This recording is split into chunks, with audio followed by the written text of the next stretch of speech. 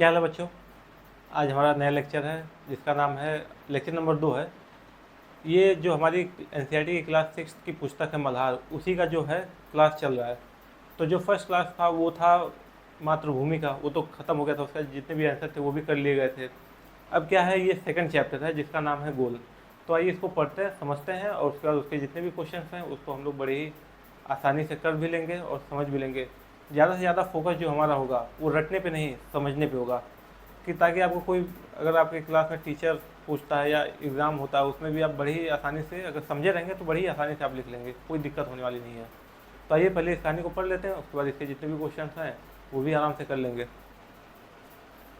देखिए, इस पाठ का नाम पढ़कर आपके मन में कुछ गोल वस्तुओं के नाम या चित्र उभरे होंगे।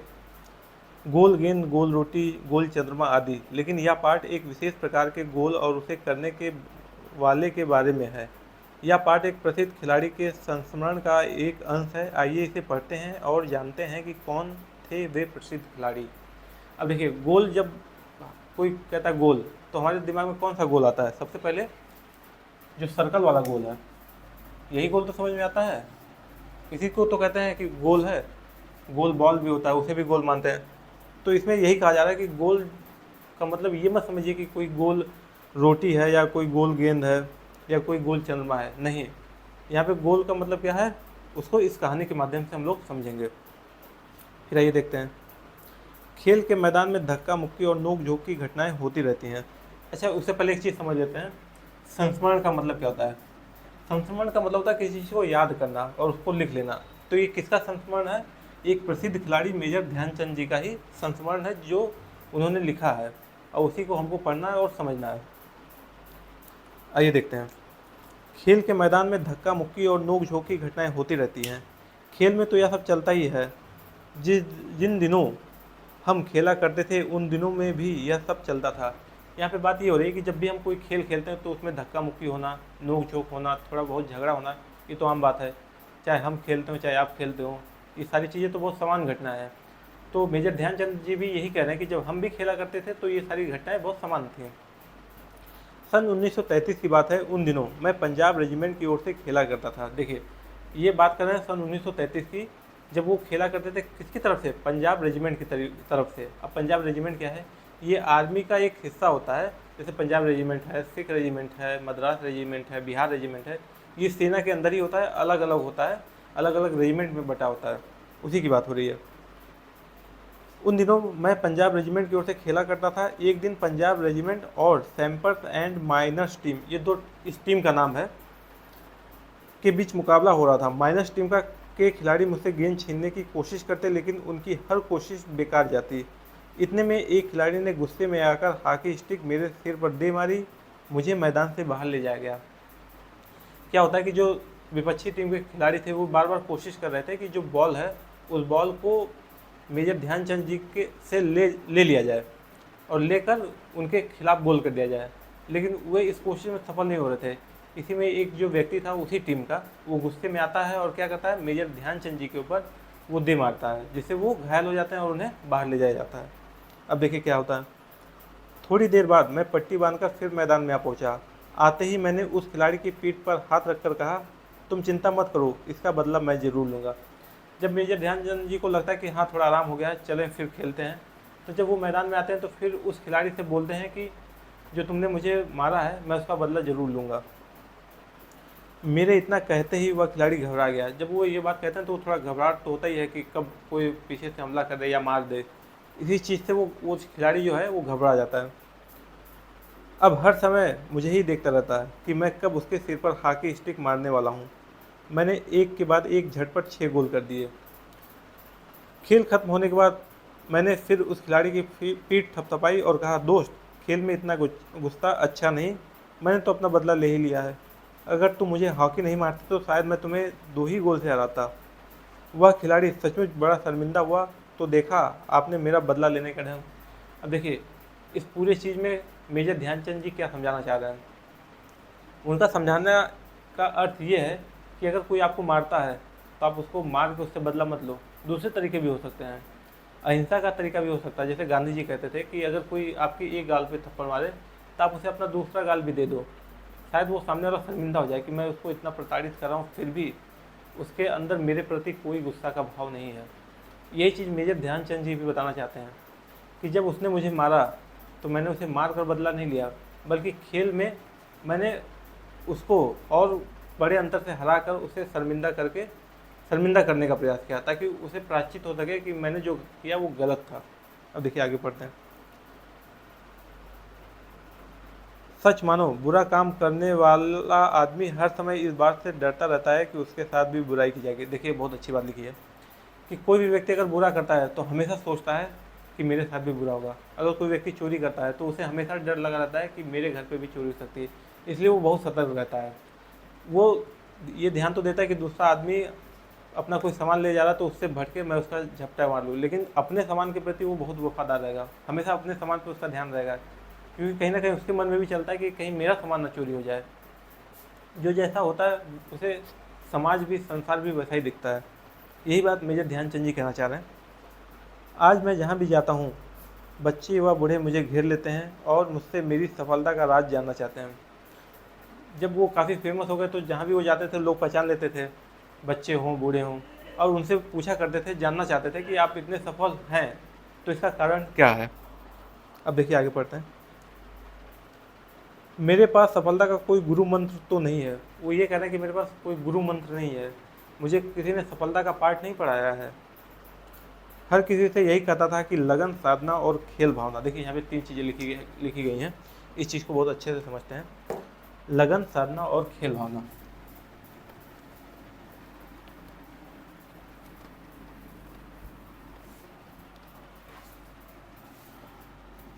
लगन,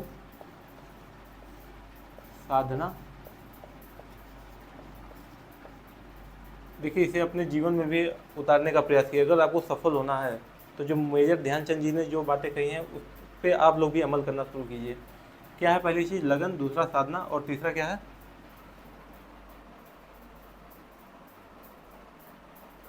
खेल भावना।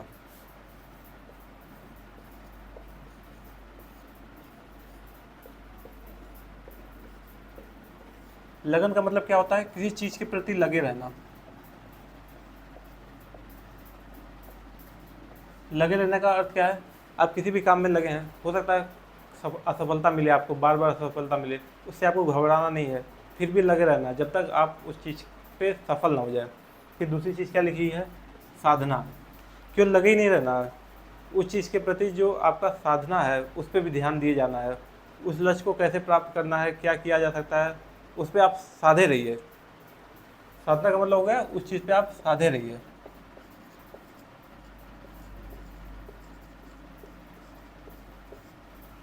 जैसे अर्जुन, जब अर्जुन को कहा गया कि आपको क्या दिखा, तो अर्जुन ने क्या कहा? मुझे केवल चिड़िया की आग दिख रही है।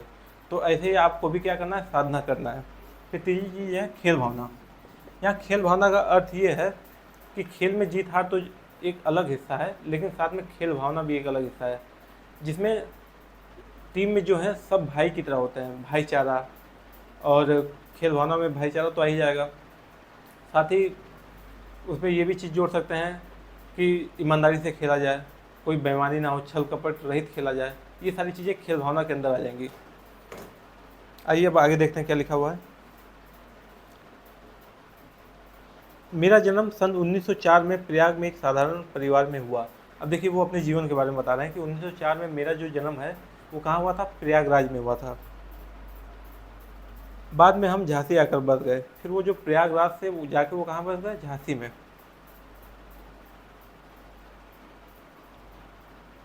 16 साल की उम्र में मैं फर्स्ट ब्राह्मण रेजिमेंट में एक साधारण सिपाही के रूप में भर्ती हो गया। मेरी रेजिमेंट का हॉकी खेल में काफ़ी नाम था।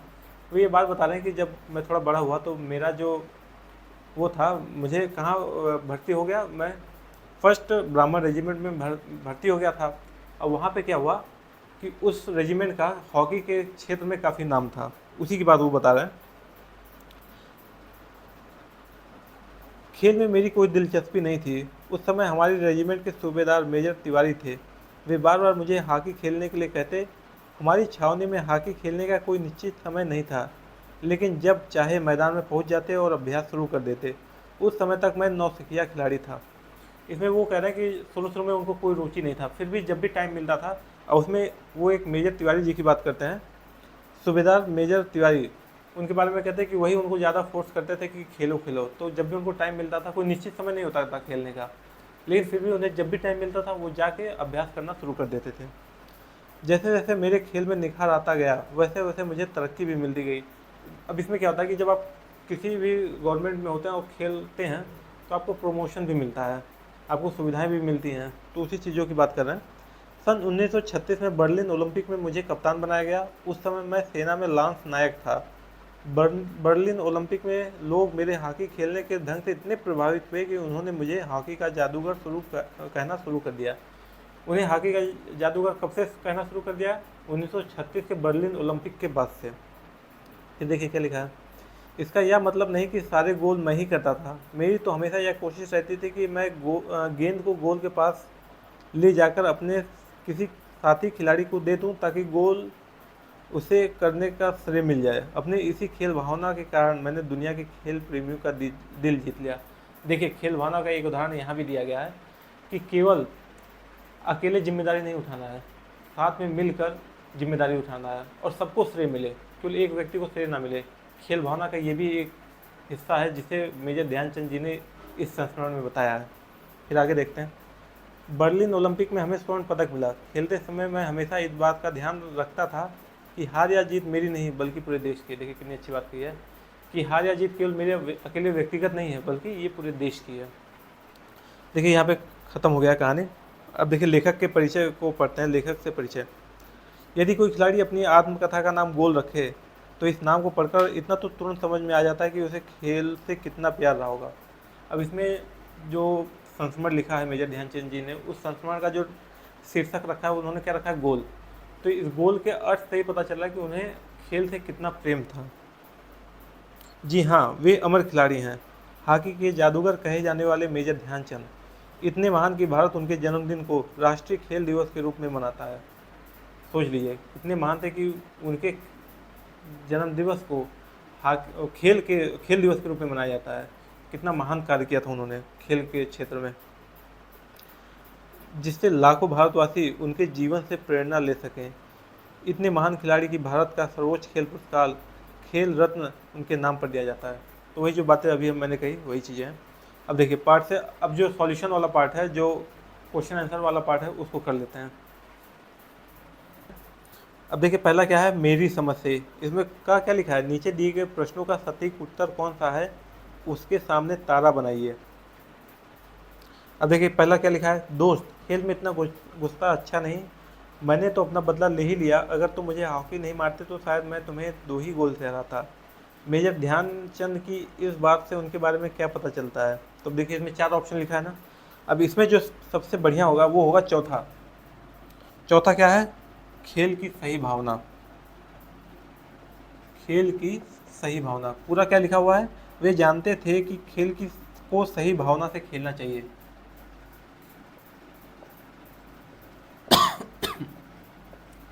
खेल को सही भावना से खेलना चाहिए। ठीक, ये वाला ऑप्शन। ये किसका है? 1 नंबर का, मेरी समझ से।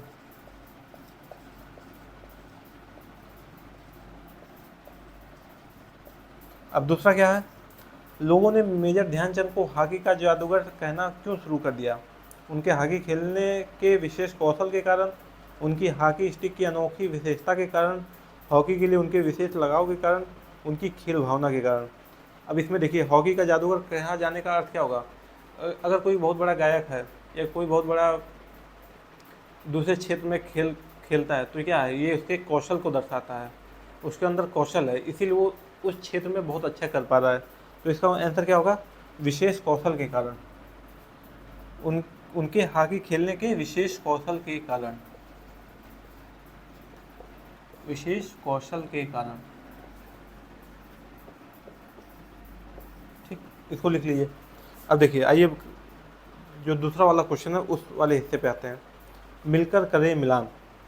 पार्ट में से चुनकर कुछ शब्द नीचे दिए गए हैं। अपने समूह में इन पर चर्चा कीजिए और इन्हें इनके सही अर्थों या संदर्भों से मिलाइए। इसके लिए आप शब्दकोश, इंटरनेट या अपने शिक्षकों की सहायता ले सकते हैं। अब देखिए मिलान करना है। इसको नोट कर लिया आप लोग। अब ये कौन सा हिस्सा है? मिलान वाला, मिलान वाला हिस्सा, इसको ध्यान रखिएगा। अब इसका जो पहला लिखा है लांस लायक दिखा है ना, इसका अर्थ क्या होता है? भारतीय सेना का एक पद, रैंक। लांस नायक का अर्थ क्या होगा?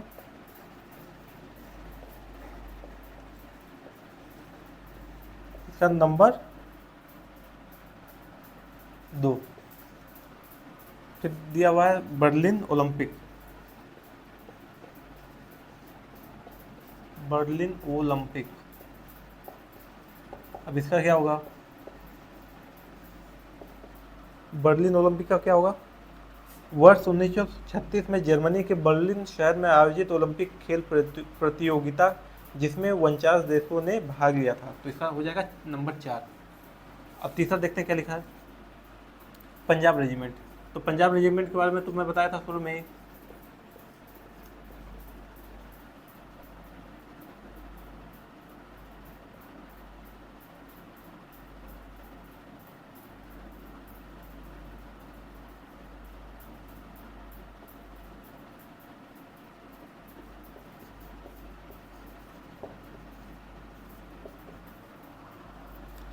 पंजाब रेजिमेंट में क्या हो जाएगा?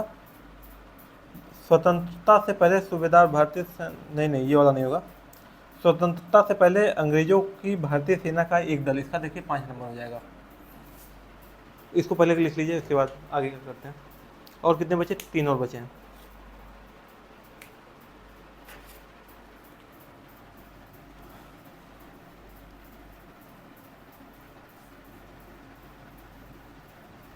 मिलान वाला ही चल रहा है, इसको ध्यान रखिएगा, लिख देते हैं।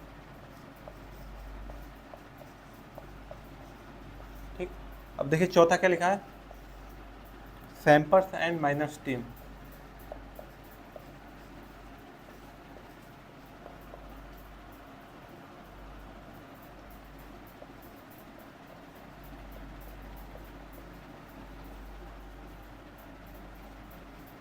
इसका क्या हो जाएगा? देखिए इसमें लिखा है 5 नंबर वाला ना, 6 नंबर वाला, 6 नंबर वाला। अंग्रेजों के समय का एक हॉकी दल। ठीक है, इसका ये हो गया 5 नंबर। देखिए लिखते हैं सूबेदार, सूबेदार। अब सूबेदार का कौन सा हो जाएगा? स्वतंत्रता से पहले सूबेदार भारतीय सैन्य अधिकारियों का दूसरा सबसे बड़ा पद था। तो इसमें कौन सा आ जाएगा? 1 नंबर। अब 6 नंबर आखिरी वाला है छावनी। छावनी में क्या लिखेंगे आप लोग? छावनी का हो जाएगा सैनिकों के रहने का क्षेत्र, 3 नंबर वाला। तो देखिए अब ये मिलकर करें मिलान, ये भी खत्म हो गया। अब इसके बाद क्या है? पंक्तियों पर चर्चा। अब देखिए इसमें क्या लिखा है? पाठ में से चुनकर कुछ पंक्तियां नीचे दी गई हैं, इन्हें ध्यान से पढ़िए और इन पर विचार कीजिए। आपको इनका क्या अर्थ समझ में आया? अपने विचार कक्षा में अपने समूह में साझा कीजिए और अपनी लेखन पुस्तिका में लिखिए। बुरा काम करने वाला आदमी हर समय इस बात से डरता रहता है कि उसके साथ भी बुराई की जाएगी। मेरी तो हमेशा यह कोशिश रहती है कि मैं गेंद को गोल के पास ले जाकर अपने किसी साथी खिलाड़ी को दे दूं ताकि उसे गोल करने का श्रेय मिल जाए। अपनी इसी खेल भावना के कारण मैंने दुनिया के खेल प्रेमियों का दिल जीत लिया। अब इसमें क्या करना है? इसमें जो वो दिए हैं, वाक्य दिए हैं, जो सेंटेंस दिए हैं, उन सेंटेंस का जो अर्थ आपको समझ में आया वही अर्थ लिखना है। तो देखिए पहला जो सेंटेंस दिया हुआ है उसको लिख लेते हैं।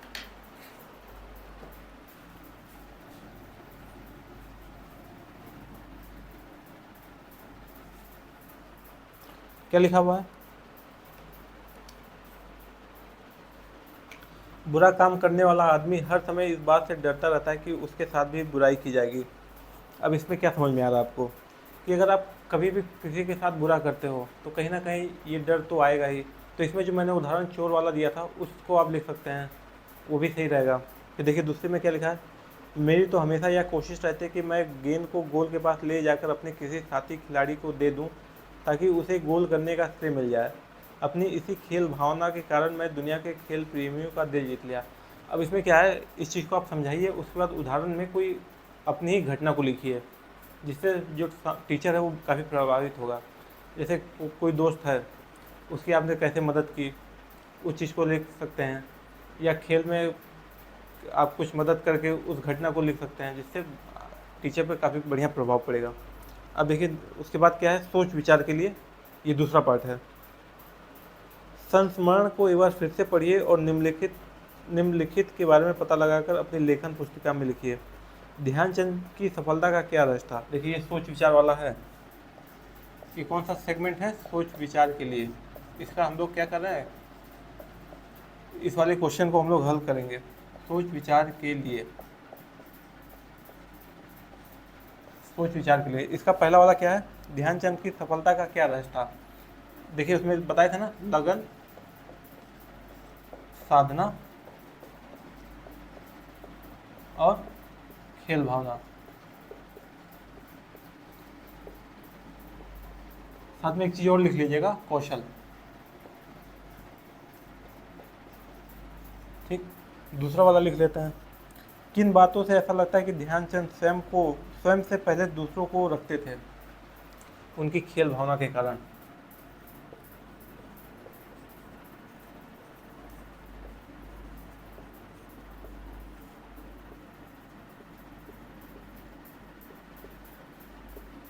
और इसमें क्या है, उस वाली घटना का उल्लेख कीजिएगा जिसमें वो बॉल को दूसरे खिलाड़ियों को भी दे देते थे ताकि वो भी गोल कर सकें, इस चीज़ को भी उल्लेख कर दीजिएगा। तो ये जो है सोच विचार के लिए तो ख़त्म हो गया। अब इसके बाद देखते हैं, इसके बाद का जो नेक्स्ट बचा है, संस्मरण की रचना। अब इस पार्ट में क्या क्या करना है। उन दिनों में मैं पंजाब रेजिमेंट की ओर से खेला करता था। इस वाक्य को पढ़कर ऐसा लगता है मानो लेखक आपसे यानी पाठक से अपनी यादों को साझा कर रहा है। ध्यान देंगे तो आप इस पार्ट में ऐसी और भी अनेक विशेष बातें आपको दिखाई देंगी। इस पार्ट को एक बार से पढ़िए। अपने अपने समूह में मिलकर इस संस्मरण की विशेषताओं की सूची बनाइए। अपने समूह की सूची को कक्षा में सबके साथ साझा कीजिए। देखिए इसमें कुछ नहीं करना है, जो भी इस संस्मरण की विशेषताएं हैं, मेन चीज़ें हैं, उन चीज़ों को लिखना है। जैसे खेल भावना की बात की थी, फिर जो घटनाएं थी। अब देखिए ये जो पूरे संस्मरण में जो जो मेन चीज़ें हैं, उन्हीं चीज़ों को लिख लेना है। जैसे उन्हें हॉकी का जादूगर क्यों कहा जाता है, क्योंकि उनके अंदर कौशल था। वो क्यों जाने जाते हैं, उनकी लगन, साधना और कौशल के कारण और खेल भावना के कारण। ये सारे पॉइंट्स आप लोग लिख लीजिएगा। फिर वो मतलब किस पोस्ट पे थे, कैसे वो उस पोस्ट पे पहुँचे, हॉकी का जादूगर क्यों कहा जाता है, ये सारी चीज़ें लिख लीजिएगा। अब इसके आगे का देखते हैं, शब्द के जोड़े विभिन्न प्रकार के। जैसे जैसे मेरे खेल में निखार आता गया, वैसे वैसे मुझे तरक्की भी मिलती गई। इस वाक्य में जैसे जैसे और वैसे वैसे शब्दों के जोड़े हैं जिनमें एक ही शब्द दो बार उपयोग में लाया गया है। ऐसे जोड़ों को शब्द युग्म कहते हैं। शब्द युग्म में दो शब्दों के बीच में छोटी सी रेखा लगाई जाती है जिसे योजक चिन्ह कहते हैं। योजक यानी जोड़ने वाला। आप भी ऐसे 5 शब्द युग्म लिखिए। जैसे जैसे है वैसे वैसे, खाना पीना, सोना रोना सोना, फिर ऐसे लिख सकते हैं, बहुत कठिन नहीं है। जियो तो, जहाँ तहाँ, यहाँ वहाँ, ऐसे 5 ठो आप लोग लिख लीजिएगा। फिर देखिए नीचे आते हैं, ख में आते हैं। खेल के मैदान में धक्का मुक्की और नोक झोंक की घटनाएं होती रहीं। इस वाक्य में भी आपको 2 शब्द युग्म दिखाई दे रहे हैं। ये भी वही चीज़ है, इसमें क्या है, बस अलग करना है। जैसे रोटी वोटी, खाना पीना, ये वाला ये है। और जैसे जैसे वाले में त्यों त्यों, वैसे वैसे, ठीक ठीक, और जाते जाते, ऐसे 5 ठो वो इसमें लिख दीजिएगा और इसमें 5 ठो लिख दीजिएगा। फिर देखिए, हार या जीत मेरी नहीं बल्कि पूरे देश की है। आज मैं जहाँ भी जाता हूँ बच्चे व बूढ़े मुझे घेर लेते हैं। इन वाक्यों में जिन शब्दों के नीचे रेखा खींची उन्हें ध्यान से पढ़िए। अब इन शब्दों को योजक की सहायता से भी लिख सकते हैं, जैसे हार जीत, बच्चे बूढ़े। तो इसमें क्या करना है, अच्छा या बुरा लिखा हुआ है ना, ये तो बहुत आसान है।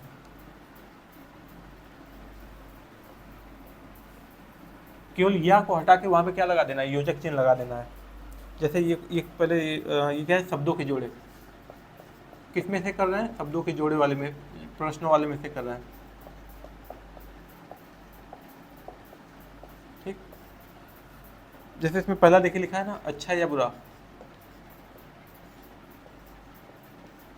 बस इसमें कुछ नहीं करना है, यहाँ पे या को हटा के क्या लिख देना है, योजक चिन्ह लगा देना है, अच्छा या बुरा, बस हो गया। ऐसे ही बाकी दिया हुआ ना उत्तर और दक्षिण, उसमें भी यही करना है, छोटा या बड़ा उसमें भी यही करना है, गुरु और शिष्य में भी यही करना है, अमीर और गरीब में भी यही, अमृत ये आप विश्व, इन सब में यही। अब आइए नेक्स्ट पे चलते हैं। बात पर बल देना, वैसे तो अपना बदला ले ही लिया, मैंने तो अपना बदला ले लिया है, इन दोनों वाक्यों में क्या अंतर है, ध्यान दीजिए और बताइए। सही पहचाना, दूसरे वाक्य में एक शब्द कम है, उस एक शब्द के ना होने से वाक्य के अर्थ में भी थोड़ा अंतर आ गया है। हम अपनी बात पर बल देने के लिए कुछ विशेष शब्दों का प्रयोग करते हैं, जैसे ही, भी, तो आदि। पाठ में ऐसे इन शब्दों वाले वाक्यों को चुनकर लिखिए। ध्यान दीजिए कि यदि इन वाक्यों में से शब्द ना होते तो उनका अर्थ पर इसका क्या प्रभाव पड़ेगा। देखिए ये निपात की बात कर रहा है, ये बड़े क्लास में जाएंगे तो ये पढ़ने को मिलेगा, व्याकरण में आता है। देखिए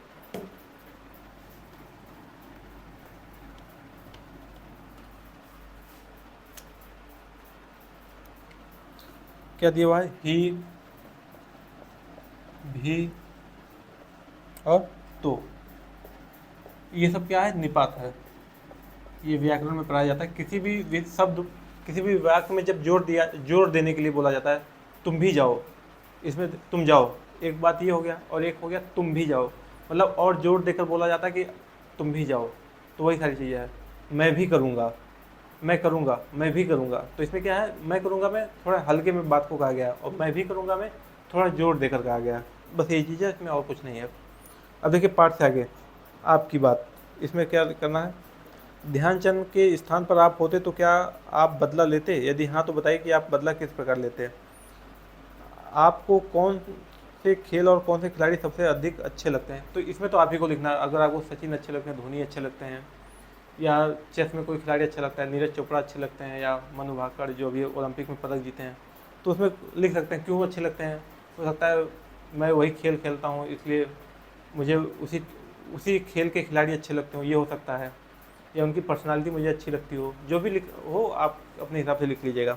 और जो पहला वाला है उस चीज़ को देखिए क्या है, ध्यानचंद के स्थान पर आप होते तो आप क्या बदला लेते। जी हाँ, तो बताइए कि आप बदला किस प्रकार लेते।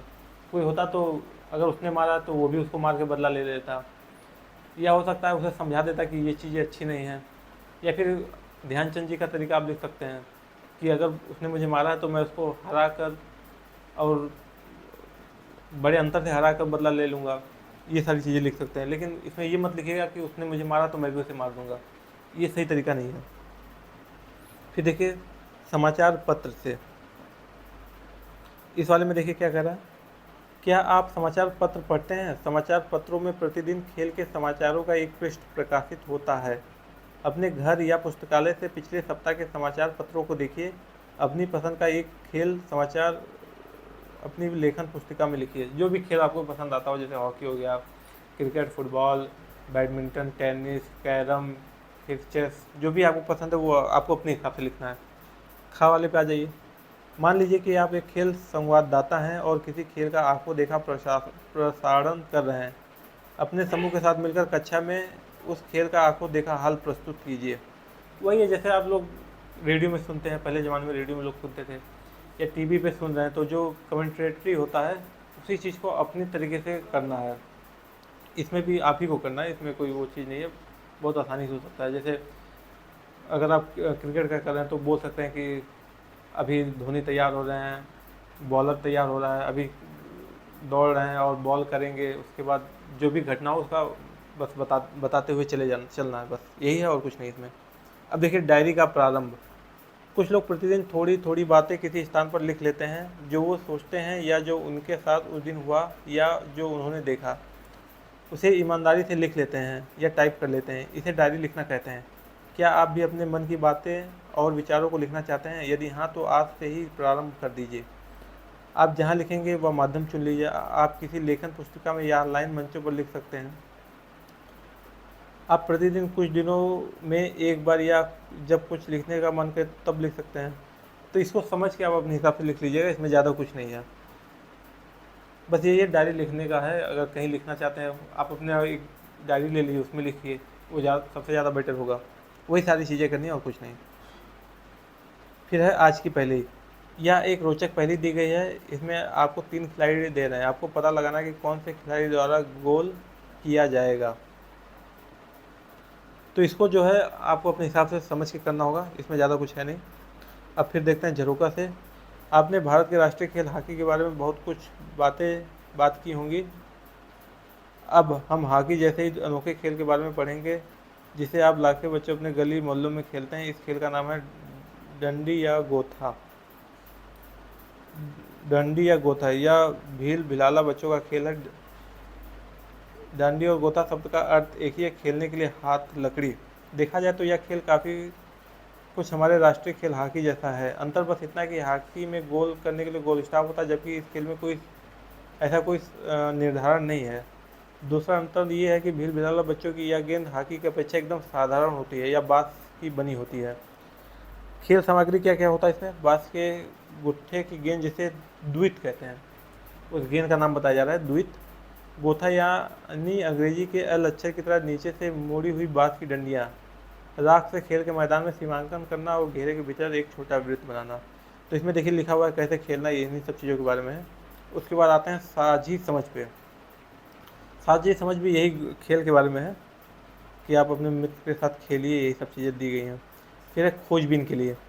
नीचे ध्यानचंद जी के विषय में कुछ सामग्रियाँ दी गई हैं, फिल्में, साक्षात्कार आदि। इन्हें पुस्तक में दिए गए QR कोड की सहायता से पढ़ें, देखें व समझें। हॉकी के जादूगर मेजर ध्यानचंद, प्रेरक गाथाएं। हॉकी के जादूगर major Dhyanchand, Olympic major Dhyanchand से साक्षात्कार। इन सब चीज़ों को जब आप पढ़ेंगे, देखिए QR कोड दिया हुआ है, उस पर जब आप मोबाइल से स्कैन करेंगे तो ये सारी चीज़ें रहेंगी जो इसमें मेजर ध्यानचंद जी के बारे में और अधिक बताया गया है। उस चीज़ को पढ़िए, समझिए और उनके बारे में अधिक ज्ञान प्राप्त कीजिए। अब उसके बाद क्या है पढ़ने के लिए लास्ट में, एक दौड़ ऐसी भी। तो इसमें कुछ नहीं है, इस पूरे चीज़ को पढ़ लेना है, उसके बाद ये चैप्टर भी आपका ख़त्म हो गया। तो इस कहानी को भी आपने बहुत अच्छे तरीके से समझ लिया। जितने सारे क्वेश्चन हो सकते थे उन क्वेश्चनों को भी कर लिया है। और जो क्वेश्चन आपको खुद से करना है उसको प्रयास कीजिएगा खुद से करने का, ताकि आपकी भी तो जो बुद्धि है उसका इस्तेमाल हो सके। तो अब नेक्स्ट क्लास जो है, थर्ड जो चैप्टर है, उसको हम लोग कल के डेट में पढ़ेंगे, समझेंगे और उसका भी सॉल्यूशन इसी तरीके से हम लोग क्लास में ही कर लिया करेंगे। धन्यवाद।